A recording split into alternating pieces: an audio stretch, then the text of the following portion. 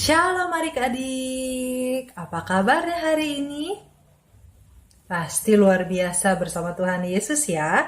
Oke, kita hari ini mau sama-sama memuji Tuhan, kita sama-sama mau mendengarkan firman Tuhan. Yuk, sebelumnya kita mau bersatu di dalam doa. Terima kasih Bapa kami dalam surga, hari ini kami bersyukur buat kasih setiamu, buat berkat Tuhan yang Engkau berikan bagi kami. Kami bersyukur Tuhan kalau hari ini kami boleh sama-sama berkumpul untuk beribadah kepadamu. Tuhan yang akan berkati hati, pikiran, supaya kami lebih lagi sungguh-sungguh beribadah kepada Engkau. Berkati hamba yang akan menyampaikan kebenaran firman-Mu. Terima kasih ya Tuhan, kami siap untuk memuji Tuhan. Sama-sama kita mau katakan, amin. Ayo adik-adik, kita sama-sama memuji Tuhan. Ayo tepuk tangan sama-sama.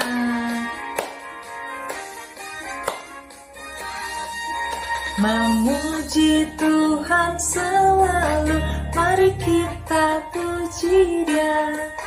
Memuji Tuhan selalu, mari kita puji Dia. Puji, puji, mari kita puji Dia. Puji, puji, mari kita puji Dia. Memuji Tuhan selalu, mari kita puji Dia. Memuji Tuhan selalu, mari kita puji Dia. Puji, puji, mari kita puji Dia. Puji, puji, mari kita puji Dia.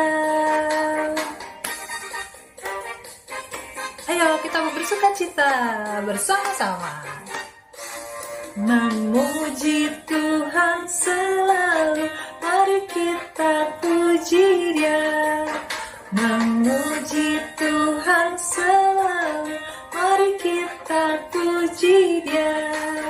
Puji, puji, mari kita puji Dia. Puji, puji, mari kita puji Dia. Berikan tepuk tangan buat Tuhan Yesus kita. Ayo adik-adik, sama-sama kita memuji Tuhan.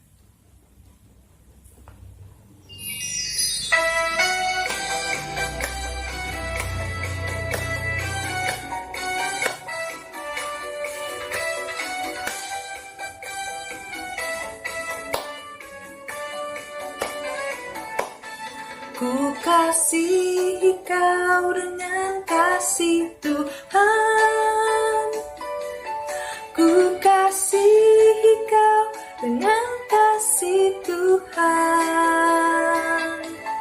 Ku lihat di wajah-Mu kemuliaan Tuhan. Ku kasihi kau dengan kasih Tuhan. Ku kasihi kau dengan kasih Tuhan. Ku kasihi kau dengan kasih Tuhan. Ku lihat di wajah-Mu kemuliaan Tuhan. Ku kasihi kau dengan kasih Tuhan. Ku kasihi kau dengan kasih Tuhan. Ku kasihi kau dengan kasih Tuhan. Kita berikan tepuk tangan buat Tuhan Yesus. Oke adik-adik, sekarang waktunya kita mau mendengarkan firman Tuhan. Kita mau menaikkan pujian, firman-Mu pelita bagi kakiku.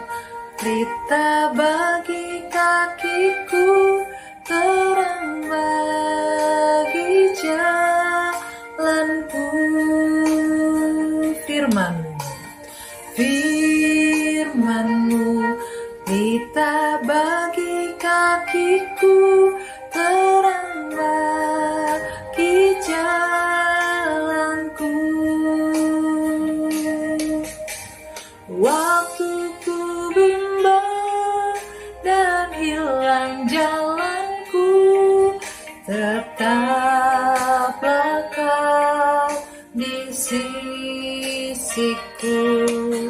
dan takkan ku takut asal kau di dekatku, besertaku selamanya.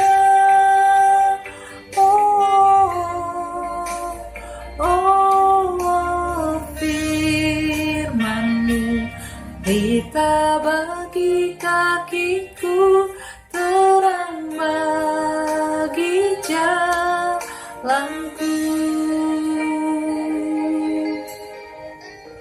Kita mau lebih sungguh-sungguh lagi memuji Tuhan. Sama-sama kita mau katakan, firman-Mu pelita bagi kakiku. Firman-Mu pelita bagi kakiku, terang bagi jalanku. Yuk adik-adik dengan sikap berdoa sekali lagi. Firman-Mu pelita bagi kakiku, terang bagi jalanku. Waktu ku bimbang dan hilang jalanku, tetaplah kau di sisiku, dan takkan ku takut asal kau di dekatku, besertaku selamanya.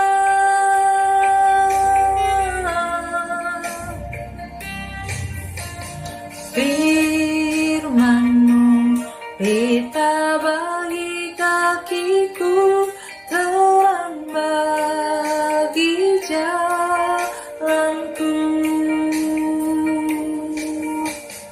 Firman-Mu pelita bagi kakiku, terang bagi jalanku.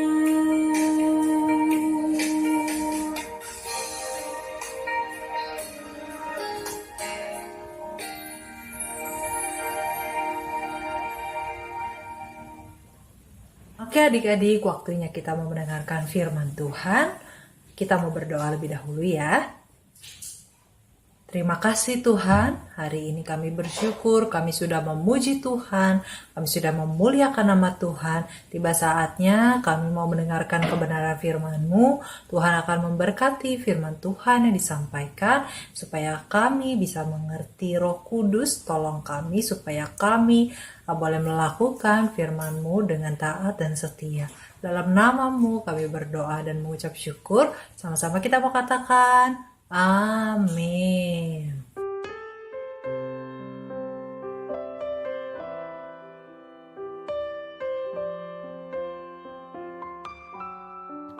Keluarga pertama yaitu Adam dan Hawa.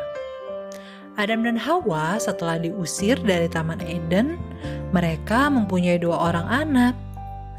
Anak yang pertama bernama Kain, dan anak yang kedua bernama Habel. 2 orang anak-anak Adam dan Hawa ini sama-sama dikasihi oleh papa mamanya. Sama seperti orang tua yang lainnya, Adam dan Hawa bekerja keras untuk anak-anaknya, untuk membahagiakan anak-anaknya. Dan mereka juga selalu menceritakan tentang Tuhan kepada anak-anaknya. Dan tidak lupa juga mereka menceritakan ketika Tuhan membuatkan mereka pakaian dari kulit domba. Ketika mereka sudah tidak di Taman Eden lagi, ketika mereka berdosa waktu itu. Setelah dewasa, Kain dan Habel mempunyai kesukaan masing-masing. Mereka mempunyai pekerjaan sendiri-sendiri.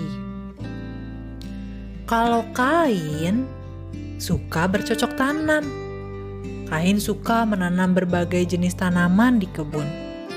Jadi Kain pekerjaannya adalah seorang petani. Sementara Habel suka sekali mengembalakan domba. Jadi Habel menjadi gembala yang mengembalakan domba-domba ayahnya. Setelah mereka dewasa dan punya pekerjaan masing-masing, mereka ingat apa yang diajarkan orang tua mereka, yaitu mempersembahkan persembahan untuk Tuhan. Kain dan Habel senang mempersembahkan persembahan untuk Tuhan. Pada waktu itu, Habel mengambil seekor domba peliharaannya. Domba gembalaannya yang gemuk, yang bagus, yang sulung untuk dipersembahkan kepada Tuhan. Dan persembahan Habel diterima sama Tuhan. Habel sangat senang mempersembahkan persembahan buat Tuhan. Kain juga memberikan persembahan untuk Tuhan dari hasil panennya yang terbaik. Ada tanam-tanaman, sayur-sayuran, buah-buahan yang terbaik dipersembahkan Kain buat Tuhan. Tapi persembahannya Kain tidak diterima oleh Tuhan. Lalu Kain menjadi marah. Karena apa? Karena dia lihat persembahan Habel diterima sama Tuhan, sementara persembahannya tidak diterima oleh Tuhan. Kain jadi marah, dan dalam hatinya timbul sebuah perasaan tidak suka, bahkan jadi perasaan benci sama Habel karena persembahannya tadi. Lalu suatu saat Kain mengajak Habel adiknya pergi ke padang. Habel ikut karena dia mengira kakaknya itu mau mengajaknya pergi ke padang untuk bermain bersama. Tetapi ketika di padang, hati Kain, iri hatinya semakin besar. Kebenciannya semakin bertambah, sehingga tiba-tiba Kain memukul Habel dan meninggal. Adik-adik, karena iri hati, di dalam hatinya ada kebencian kepada Habel saudaranya. Setelah itu, Kain tidak tinggal lagi di dekat keluarganya. Kain hidupnya terasing, dia mengembara sampai dia tidak punya tempat tinggal yang tetap.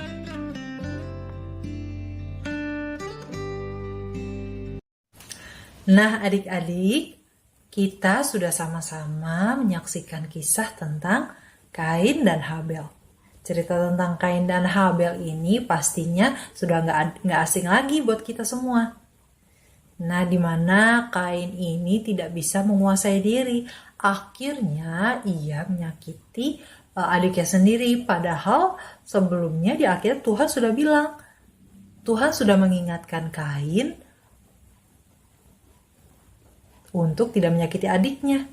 Nah, kita buka yuk, kita cek sama-sama. Di kitab Kejadian 4 ayat 6 sampai 7. Kita buka Alkitab kita sama-sama ya. Kejadian 4 ayat 6 sampai 7. Demikian bunyi firman Tuhan. Firman Tuhan kepada Kain, "Mengapa hatimu panas dan mukamu muram? Apakah mukamu tidak akan berseri jika engkau berbuat baik? Tetapi jika engkau tidak berbuat baik, dosa sudah mengintip di depan pintu. Ia sangat menggoda engkau, tetapi engkau harus berkuasa atasnya." Nah, adik-adik, kira-kira kalian ada yang pernah gak sih kesel atau marah atau ngambek karena keinginannya gak cepat-cepat dipenuhi?